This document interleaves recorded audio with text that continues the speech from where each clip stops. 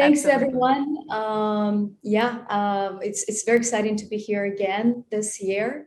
For those who are not familiar with SHAREit and with me, who didn't attend our event last year at the White Nights, I'm really excited to be here, and I would like to focus my discussion today about growth, monetization, and profitability. So let's kick off. So a little bit about myself. I am Zaira. I am a director of global gaming at SHAREit. I've spent about 12 years in digital advertising and the last 6.5 years working with gaming studios across the globe. So when it comes to the next billion users, when it comes to growth, I think everyone is speaking about where will this growth come from and where these users will be. And virtually, as we know, more than 85% of the world's population resides in emerging markets. And what does it mean for global gaming studios? Why is this important, and what's going to happen next? So last year, there were about 3.3 billion smartphone devices worldwide, and Ericsson study has estimated that Asia Pacific, Middle East, and Africa will account for 80% of all new smartphone subscriptions in the next 5 years.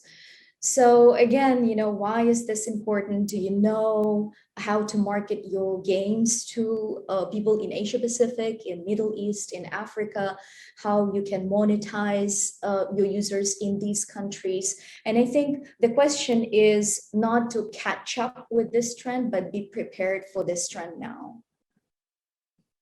So in terms of devices, we've seen a massive shift in hardware. Handphone devices have evolved a lot. The price is also decreasing, so making it more affordable, good affordable devices to this vast amount of people that reside in emerging markets. So this is a stat from Newzoo. 84% of active Android users have 2 gig RAM and above smartphones in Asia Pacific. And this means that they have better memory, they have larger phones capacity, they can download really heavy games, they can download multiple games. So I think with that in mind, we need to look at how we are going to, grow and how the gaming industry is going to grow. I think this slide is very familiar, and I just wanted to put it in front of everyone again as we look at this amazing growth that happened in global gaming. This is not new. I think the pandemic didn't really create a new trend, to be honest. I think it accelerated the existing trend as we were all, confined in our homes and we couldn't go out and socialize with people. I think I read a study somewhere that said, social gathering and socializing in general was number 2 in terms of people spending time, right, with their loved ones, with their friends, with family. And when that was not possible, when everybody was confined in their homes, people were spending more time entertaining themselves, and that's the huge jump, huge increase and growth we've seen in the global gaming market. So the interesting thing is that if you look at this pie chart, virtually, more than 50% of growth is coming from emerging markets. APAC is still the fastest growing region, and this is because of its highest concentration of mobile gamers than anywhere else in the world.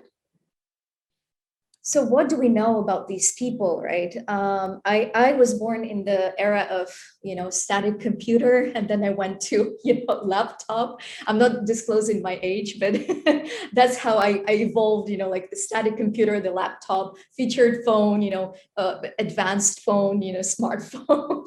But these people, they, in emerging markets, people just leapfrogged. They didn't have that, they were born with mobile devices in their pockets, and actually really good mobile, almost like smartphone devices, and really good capacity. So the behavior is very different, and the way they interact with their phones is very different. These people are young, these people are active, these people are very social, and they really heavily rely on the word of mouth, on their friends' recommendation, on their family. What's the next cool app? What's the next cool game I can play? And yes, we indeed see SHAREit, as SHAREit is one of the leading super apps in the ecosystem for gaming as well. We see these people as really heavy, avid gamers. This is an interesting study, and I think you might be familiar with this. Why people play, why are they playing in emerging markets? And I think it's across the board, pretty much the same motivation. Obviously now with the pandemic, everybody wants to just, rest, unwind, pass time, maybe achieve something new, if it's a new game, interesting game, some thrill seeking, experimenting components. But interesting thing is to, look at the numbers below here. In emerging markets, people have the highest number of genres on their phone, the highest number of games installed on their phone at one time than anywhere else in the world. And these people, as I said in the previous slide, they're very avid gamers, and the average session is quite long. So I know that in the industry, there was a notion that, if your session was a single session was longer than the wait for a coffee at Starbucks, that was a failed session. So this has proven to be wrong. And I think this is because users' behavior is changing. The games are much better than they were before. They have exclusiveness, they have interesting, they have merge effects. It's very interesting to see how people, how that session increased from like 5 minutes, 7 minutes, 20 minutes, 30 minutes. Now it's like the average claim session length is 2 hours, 11 minutes, which is outstanding. And this is an opportunity for you to engage with these users and understand what they like, what they don't like, and how you can cater to them better. This is an important slide, and I think this is important information because a lot of people coming from the West and the Western studios don't really understand how the Asian cultures work. And I think they're just so different. And if you look at the slide, you can see that, it's the Western culture is the polar opposite of the Asian culture. And the biggest difference is that, people really rely here on, the friend recommendation for everything, pretty much everything, food, e-commerce, anything buying online, downloading a game. And this is because primarily driven how the internet evolved over time in the Western culture. I come from the West, but I live in Asia right now. In the Western culture, we are accustomed to trust the internet, like, okay, I'll just browse, I see what's here and there, what's new. Maybe I get my friend to recommend something, but it's not like on top of my list. I can do that due diligence myself. But the Asian culture, it's quite understandable, like there's the competition component. The friend recommendation is so valid, it's so powerful, it's already tested. Let me explore that, let me compete. If it's a new game, let me compete with my friend, and also, go and try to download Bubble Shooter on Google Play. You will have like 50 versions of Bubble Shooter on Google Play, and how do you know which one is the real one? So that's the question. So I think, this is a very powerful way to get into the recommendation of a friend recommending to another friend your game. So how can you tap into that? It's not a usual scenario where you just show an ad, a person clicks, goes to the store, downloads the game. That's pretty much like a static way of engaging with users. I think what works well is where you have an ambassador or a group of ambassadors that are active gamers of your game, and they can heavily influence that, conversion path, of new users, of their friends, and so on. So in terms of game monetization, we have seen this shift, and this is primarily driven also how the industry evolved and the genres that are growing so massively, like hyper casual. So last year, in-app ads accounted for 17% of total revenue. Facebook predicts that in 3-4 years, it's going to be half and half in-app ads versus IAP. And this is because, one thing is hyper casual is getting momentum. I think it's, people prefer to play. If you want to kill time, honestly, you don't go and play strategy game. Maybe that's me. But, just killing time, playing like an interesting game, easy to understand, easy to onboard. You don't need to look through tutorials or do tutorials. It's very easy. Just hit the ground running. And also, people prefer, to watch a reward video than to, do an in-app purchase. It looks like there is more sentiment towards that, and this could also influence these stats and this growth towards, the 50-50 split of between in-app ads versus in-app purchase. In terms of mobile gaming genres, and I think we are completely aligned. By we, I mean SHAREit and the rest of the industry in the world. What we see at SHAREit is that hyper casual, arcade, simulation, and actions are the top genres right now, and we've seen that trend last year and this year as well. So what does it really take to get to that top and remain there? And I think there is a misconception by many mid-size, smaller gaming studios that you can only reach to the top if you're like EA or King, or you're really big, uploving, you have resources, you have scale, you have everything, of course you can get to the top. That's not really true. Like, look at App Annie rankings, look at Inner Sloth, breaking the charts. So there is room for everyone, and that's what's beautiful about the global gaming. That you have a chance, but you really need to, I think from my perspective, from my experience working with gaming studios and also here at SHAREit, there are a few components that will pave the path to success. And one of the things is, of course, you need to have resources to scale up your UA. But here I wanted to clarify is that, one thing, resources in terms of people and budgets, very important, but also the partners, who you partner with to drive your UA at scale. Offer something that is exclusive. This merging of genres is very important. It's very interesting. It's amazing, what's happening in the global mobile gaming industry. So this will, of course, make your users and gamers stick to your game if there is any exclusiveness about your game. And as the game grows or gaming studio grows, I think diversified portfolio of games would help mitigate risks.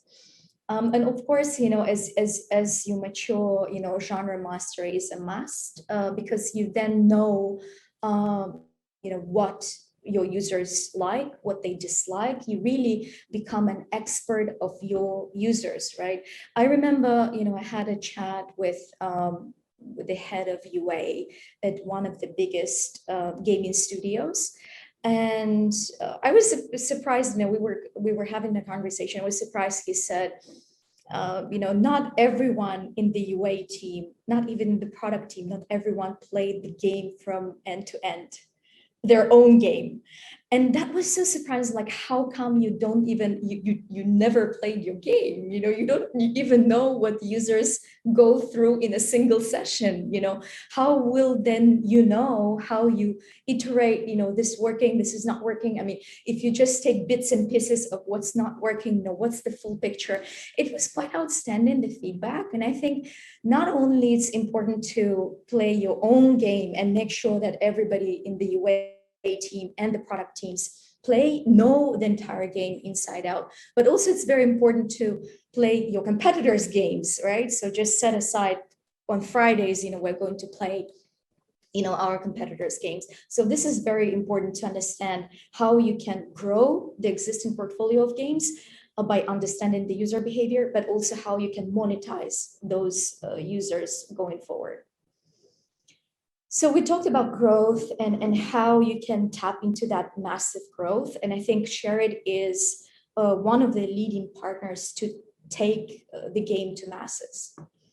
And why is that? SHAREit is a super app. If you don't know SHAREit, I think it's about time you know SHAREit.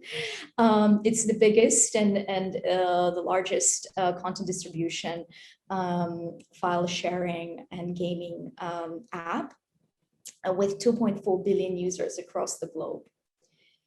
I'm going to play the video so that you are a little bit more familiar what SHAREit does. Sharing apps and files, streaming videos, playing games. Can all this be possible in just one app? With SHAREit, the answer is yes. SHAREit is a one-stop content entertainment platform, allows you to leverage 3 key features. When it comes to file sharing, SHAREit is a clear winner because it's the fastest file sharing tool globally with no file size restrictions. Just about any file type can be shared in bulk across different platforms. Share apps, files, videos, games, music in bulk without using any data. The file sharing process is as easy as 1,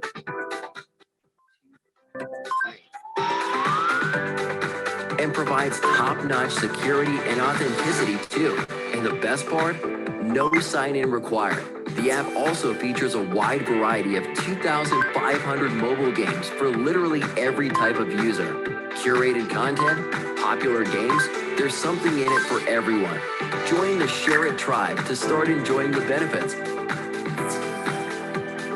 Share, watch, and play all day with SHAREit. Right. So in 2018, SHAREit was driving about a billion installs outside of Google Play per month. And Google Play approached SHAREit and offered an integration, and that's how SHAREit became an exclusive app channel partner of Google Play. And this gives an incredible advantage because SHAREit has peer-to-peer APIs from Google Play. An incredible advantage for the SHAREit users and also SHAREit's advertisers. SHAREit has been featured by industry leaders like Annie here in the report that has nominated SHAREit as among top 10 all-time most downloaded apps on Google Play, just behind the Facebook family of apps. Last year, AppsFlyer also featured SHAREit as the fastest growing publisher in the world. And actually in South Asia, where we were speaking about this massive growth, where it will come from, SHAREit achieved top volume and power ranking together with Facebook and Google. These are just, I wanted to illustrate, these are just some of the partners that we have on board, a diverse, list of partners with different genres, and they're quite successful on SHAREit. And this is thanks to its scale and the quality that we provide of users. And also this, what we were speaking about, this ambassador network to tap into that recommendation scenario. Here, I wanted to showcase a case study, a real world case study of one of the leading hyper-casual gaming studio, Crazy Labs. Last year, Crazy Labs approached SHAREit with a unique challenge to drive user acquisition at scale for their most popular games. And SHAREit helped achieve the scale they were looking for at a lower acquisition cost and maintain at the same time the ROAS goals. With these impressive numbers, Crazy Labs is very happy. Crazy Labs is still a partner of SHAREit's. They have about 22 titles on board right now, and it's growing. We drive a massive scale of installs per day, and the growth has been incredible for them. Here's just a quick testimonial of the user acquisition manager at Crazy Labs about SHAREit. And the key thing to note here is that what's happening right now with the industry with iOS 14, how you're going to make sure that you're acquiring the right users for your game, but also what you're acquiring is what you're going to monetize. So garbage in, garbage out. I'm not trying to say anything here, but that's how it works, right? So if you're flying half blind, you don't really know who you're targeting, you're diversifying, you're doing more like a large scale acquisition. I think it's important to look at other, partners in the ecosystem that have, precise ways to target users. They actually, from the SHAREit's point of view, we know exactly what our users have on their phones, and how to target them with 100% precision. So SHAREit's role has become more critical in this post iOS 14 era, for the acquisition efforts. And also, at the same time, how you don't compromise on scale and have a really good quality of those users. So you can later on think about monetization and profitability. So speaking about profitability, just a nice leeway into that. Obviously, we're not working in charity. I think, everybody's thinking about how you're in the gaming industry, right? You're developing a game. It costs a lot of money. You have a lot of people who have downloaded the app. How are you going to monetize your game? And what SHAREit offers here is a unique way to increase your influence, increase your profitability long term. And why is that? So first of all, as I said, SHAREit is a super app with 2.5 billion users across the globe. It's an exclusive app channel partner of Google Play that has all the benefits of Google Play Protect with zero fraud and peer-to-peer APIs. SHAREit, due to its uniqueness of the app, SHAREit has direct access to more than 500 advertisers in the world, and that portfolio is quite diverse, right? So there are e-commerce players, there are gaming, finance, social, video, tools, and it's quite sophisticated list that you can directly tap into. The settlement period is shorter than any other major competitor in the market. And the most important thing that the eCPMs and CPIs are 30-50% premium over the market rate.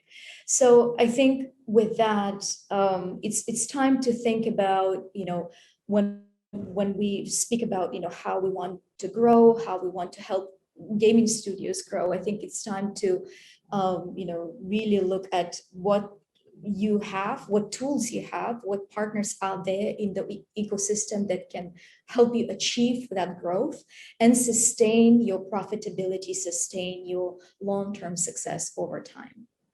Thank you very much. I'm ready to take some questions if you have any.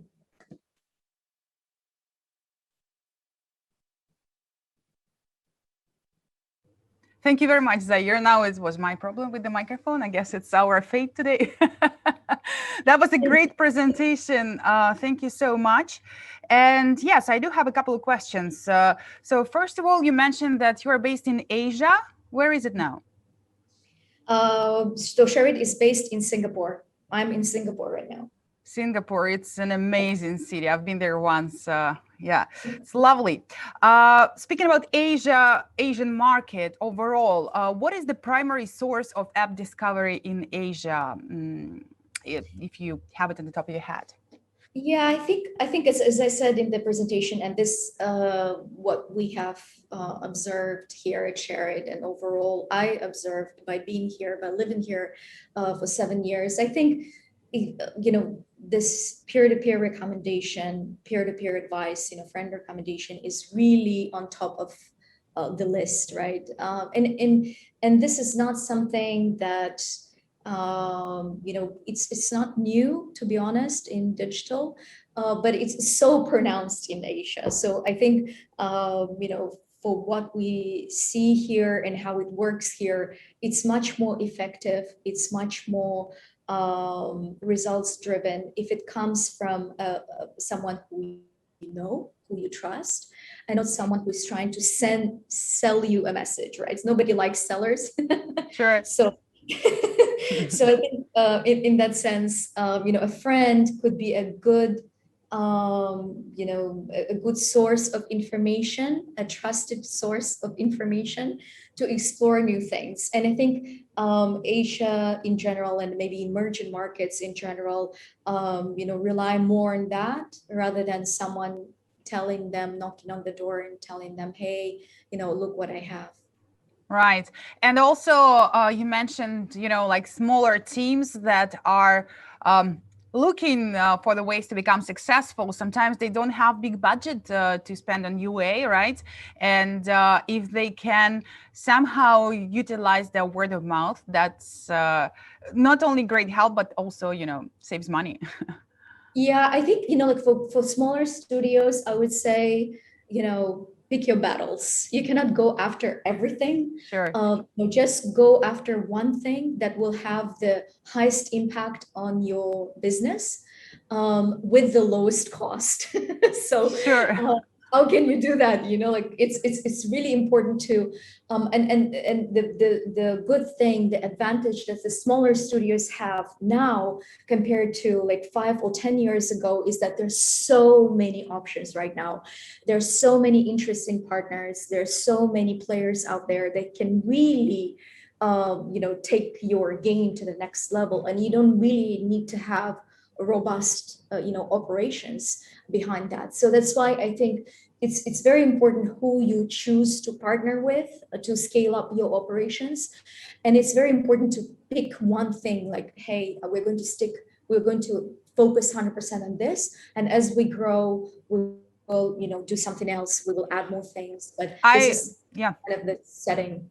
Cannot agree more. I think that like 5 years ago, it was really depressing for developers. It seemed that UA was the only way to get your audience. And I think now with more and more great companies and platforms emerging, there are more options than ever, and they just have to be wise and listen to to the experts and their presentations to get new ideas. All right.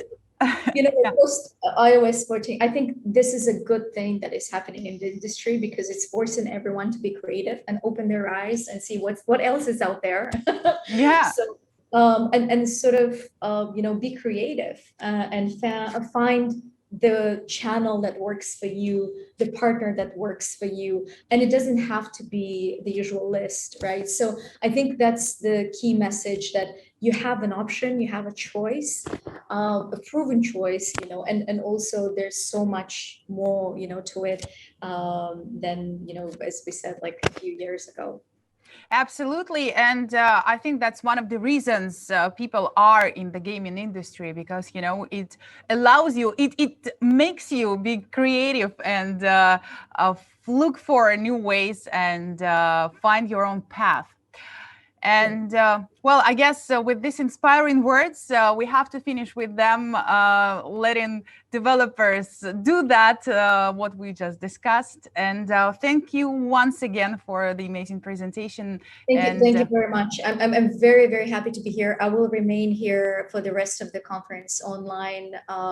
And we have a team that will be attending the offline event in St. Petersburg. Please do reach out. Cool. We would love to speak to you. So thanks, everyone. Have a good day ahead. Cool. Thank you very much and have a nice day. Thanks.